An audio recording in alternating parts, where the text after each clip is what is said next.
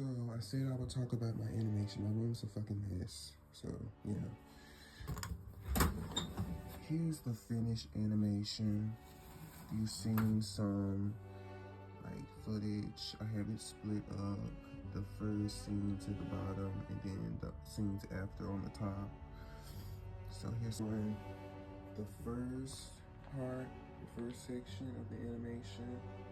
As you can see, in this area, I have my other animation, and yeah, I'll get to shading that as well, but I have to wait till I'm done with the first section, and that's gonna be real fun.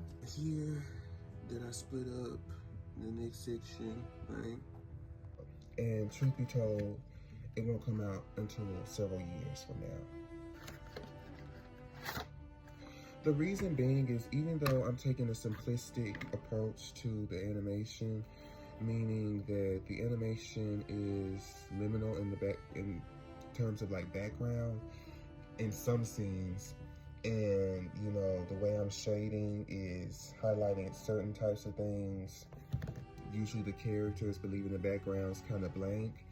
What happens is that helps cut down the amount of time that it takes for me to have to shade the characters and shade the backgrounds and do all of that, right?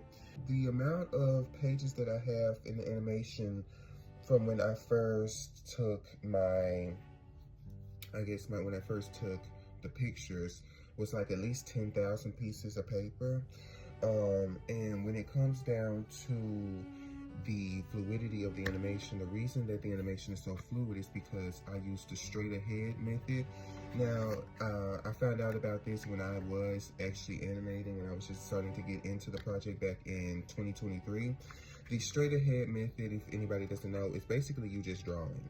Usually in animation, they'll have like certain scenes where they'll time it out. I would consider myself an amateur artist, or amateur animator, so I still don't know how to time my animations. And if I do time my animations, it's really just by instinct, or sometimes I would create a first motion, then create the last motion, and create in-betweens. But most of the time with this animation, the reason it looks like a dream is because it is using the straight ahead animation method. And that's the reason why it's so fluid, because it's a shit ton of paper. And so sometimes I have to take papers away from the stack. Sometimes I have to get rid of some of it, but I don't get myself comfortable with getting rid of the animation when I'm tired, simply due to the fact that I don't want to make it a habit of getting rid of all the papers, because it's like, I'm tired, I've been working on this for too long. It's like, well, it's too damn bad, right? I'm tired, Grandpa, well, it's too damn bad. You still have to work on the animation, right? As you guys seen, that the film is not completely just hand-drawn. As you see on my pin tweet or my pin post on my page, I also have digital animation that will be incorporated within the film, and so you guys have seen clips of that over time. But once the hand-drawn animation is complete, once the hand-drawn animation is done for, everything is good with that, then the next step would be the script. I only have like, 2 pages of the script, and then after that, I've just been animating. I also have to think about how I'm going to work with the mouth movements of the characters, because I just made mouth movements. Ooh. I'm doing my little anime moment. I just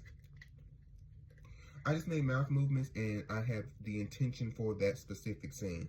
So Lord knows what's going to happen with that when making the script and trying to figure out how to work with the voice actors. That's why I say I'm an amateur, but I'm used to doing this. I'm used to creating stuff like this and being ambitious. So I knew I was going to be burnt out the moment I started the whole production process.